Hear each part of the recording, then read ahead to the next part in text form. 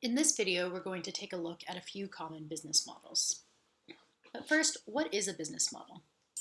A business model explains how a firm intends to make money. It essentially answers the questions, what are you selling? Who are your buyers, suppliers, and customers?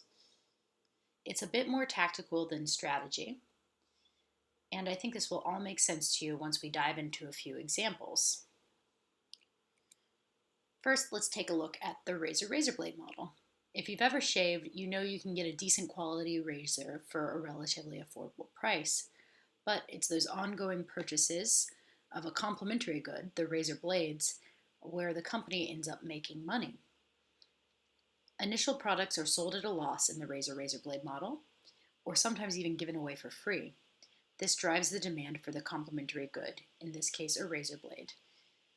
There's a very similar model at play for printers and ink cartridges, or also for Keurig coffee makers and K-cups. The subscription model. This was traditionally associated with print magazines and newspapers, but nowadays is associated with a number of new media formats, including cable television, satellite radio, and outside the media realm, things like gym memberships.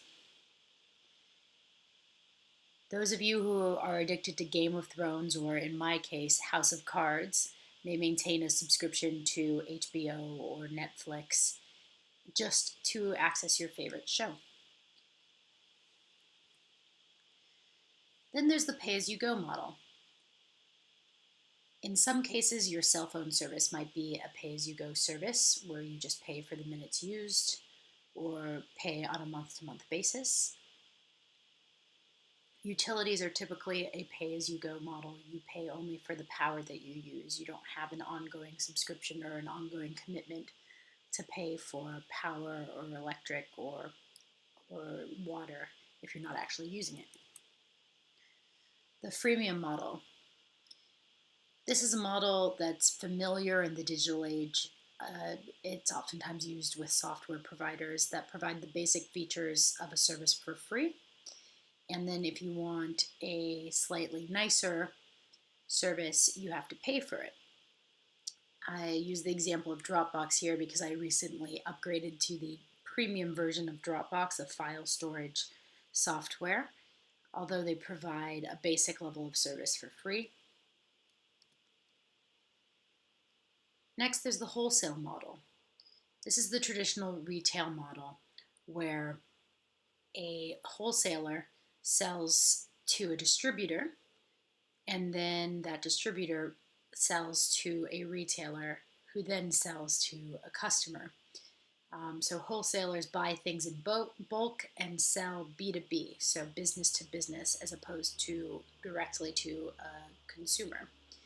They benefit by having the economies of scale of these large purchases, and they don't necessarily have the same marketing costs that you would have in a B2C or business to consumer business. I have a photo here of Sam's Club. If any of you have ever been to a Costco or Sam's Club, you know that some businesses have done quite well taking a wholesale model direct to consumers. This is kind of a mixed business model in that there's also a membership fee, so you could consider it also a membership model. The bundling model. In this model, products or services for which demand is negatively correlated are offered together at a discount. What does that mean? Well, take the example of Microsoft Office. Perhaps I'm a heavy user of Word, but I don't have much use for PowerPoint. You can tell I'm making this up since you've seen about a dozen PowerPoints of mine already. But just imagine that was the case. By bundling them together, instead of just paying the, say, $100 I'd be willing to pay for Microsoft Word, I'll now pay $150 for Word, PowerPoint, Outlook, and Excel. Even if I really only want that Word, I think maybe there's some incremental value to having these other services or products at my disposal, even if I never use them. So business models are dynamic. They don't stay the same. A lot of the innovation these days has come from the tech sector, or digital sector, just because the models that make sense for these new emerging products and services are different than those for the physical, tangible economy of the past. Bear in mind, business models can be combined, they can evolve, they can be disrupted by new technologies or new competitors that bring along a completely different business model.